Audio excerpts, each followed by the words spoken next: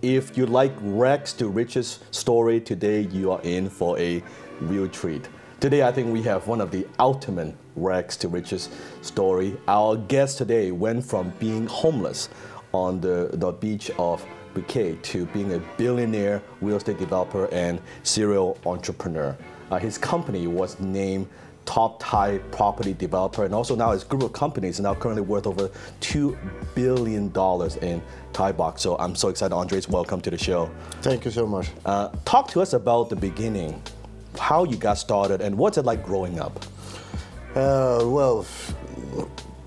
Growing up, I think a lot of people will being able to relate to me when I tell them the story, because I did have a harsh youth, and I dropped out of school when I was 14.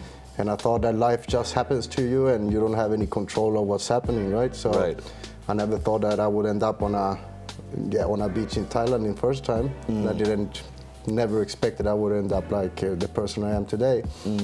So yeah, but everything started, I would guess, when I ended up in Thailand, and then I became homeless. That's where usually. What happened? Because you were born in Sweden, right? I was born in Sweden. No, I was actually born in a little Colombian island in the Caribbean. But I moved to Sweden when I was 3 years old. Got it. And then I grew up in Sweden all my life until I ended up in Thailand. Yeah. What made you move to Thailand in the first place? My grandfather died, and I got to inherit a little bit of money. But I never liked to be in Sweden at all, because it's always dark, it's always cold. Yes. So I wanted to end up in a tropical paradise. So you would go to the opposite, right? Opposite, yeah. In the tropics. Yes. So when he died, it was a coincidence that I actually ended up in Thailand. I just went to a travel agent and I saw what I can get for the $2,000 that I was inherited. And it led me into Phuket, Thailand, because the pictures look nice, and the palm trees and the oceans and the white sandy beaches look good in the picture, yeah. Were you thinking of also the cost of living in Thailand was low, then you could stay there for a while? I knew it was cheaper, but I didn't really know too much about it. Yeah. Right. Yeah. And then when you first got there, you didn't speak Thai or anything like that? I didn't speak anything at all. I didn't speak the language, didn't know the culture. Yes. I even ended up in the wrong city at the first time when I arrived to Thailand. Yeah. Yes. So when you were going through that period of time when you were homeless in Thailand, what was going through your mind? How come you don't think about going back? Were you thinking about building something in Thailand? Like what was your vision? When I arrived in Thailand, I didn't have any visions, I didn't have any goals. I just knew that I didn't want to be in Sweden. And as long as I had my palm trees, my coconuts, and my blue oceans, and whatever job I could take, that was the vision I had, and that was what I was striving for, but I didn't have any major plans or visions or desires at that time, no. And is there a turning point where you thought, okay, now I want to be an entrepreneur, now I want to be successful, now I want to be somebody? No, it took me a long time to be able to develop that, but I started with other goals that led me into what I am today. So, and I'm happy that I think that happened, because if I would visualize being that big entrepreneur when I didn't have anything, I might not have been there, because I thought it was impossible to be that. And what triggered that? There must be an event, or is it a person? Is it like something that happened to trigger you to say, hey, I want to make a change in my life. I don't want to live like this anymore. Well, when I was at rock bottom, I mean, it was 2 times in Sweden, and then also when I was homeless on the beaches. But everything started with small goals to be able to become what you have today. And I mean, the biggest desire I had then, being on a beach in Thailand, was to just get a job. Yes. And after that job, I was starting to look up to people within the same organization, but with better titles, right? And from that, I wanted to be a sales manager, and after that, a sales manager, I wanted to be a sales director. So you're working in the real estate industry, right? My first job after the beach was to hand out brochures for a real estate office on the beaches, more or less, but trying to get people inside the office to get a real estate presentation. So that was my first job I ever got. Yes. And then from there, you rise up to the rank. Exactly, but I always found role models to follow. Like for instance, when I was a marketing executive, I was looking up to the sales executives. They're making all this money selling the properties and stuff now, and I want to be one of them. So I always found the best one of that organization, and I started to be like him, dress like him, talk like him, follow him, and that's one of the quickest paths to success, is also to find someone that already has what you have, what you want, and then just be that person, because you already found a way to achieve what you want. So you wouldn't get the same results if you do what he does. And that was also a big learning curve for me. And then when I became sales executive, I wanted to be a sales manager, so I found the best salesman within an organization. So that's a quick way to. And at the time you were still very young, like 20 something? 21 when I got to my first job there. Yeah. Wow. And then from there, throughout this period of time, so you were learning how to sell, how to close, right? Correct. What are some of the lessons you've learned, that are the most important lessons you learned when it comes to sales and closing? Sales and closing, it doesn't matter what product you have. Sales is, I would say, the same psychology, the same mindset. But to be able to sell something to someone, you have to have honesty, and you have to make people like you and trust you. And that's the first fundamental keys to anything, because even you don't like to buy things from people that you don't like. Correct. So the first step is to make sure that they do. Yes. So, but sales is a big industry. I mean, I'm still learning, but I'm a good salesperson that way, but I'm still learning. There's so many things to learn within that, so yeah. And from there, well, when would you say, consider you have your first like big break, where now you're earning more money, you've got a more stable life?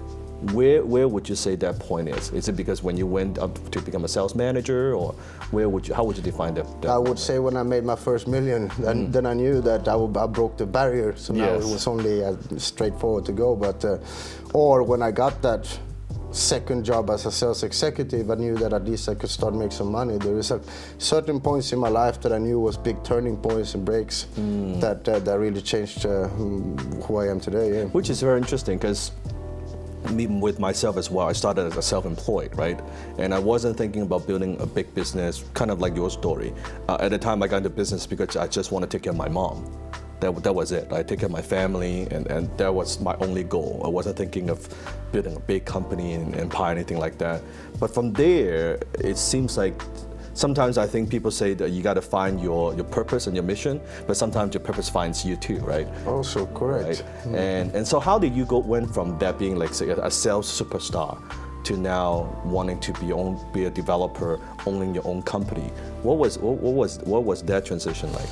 It feels like when you take the first steps in life, the other steps just start to reveal themselves. And sometimes, like you say, the purpose find yourself. Yeah. My vision was to get a better job. I got that. My vision was to be a manager. I got that. But every time I got promoted, it's very important to put new goals into something, because when you achieve something, it feels like maybe you start to crumble or die, right? Yes. So you always have to go, okay, what's the next step? What would make me happy? Who will I be to see myself in 5 years or 10 years? Right. So we'll always keep growing, and if we don't grow, we're not going to feel good. So it's very important to always keep developing that. I'm curious, like with your colleagues back then, did anyone tell you, like in the same real estate office, like, oh man, you should just be happy with what you have? Why do you think you want to, like, what makes you think you can be a developer and you should be just doing sales? Like, what were people saying to you?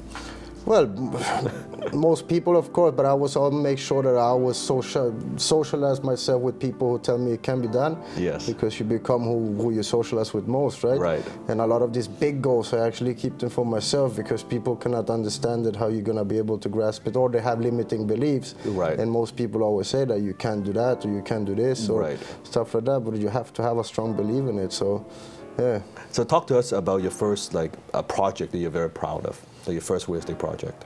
Well, my first development that I ever did started with a residential villa development. Okay. And that was 19 pool villas on a hill in Phuket. Okay.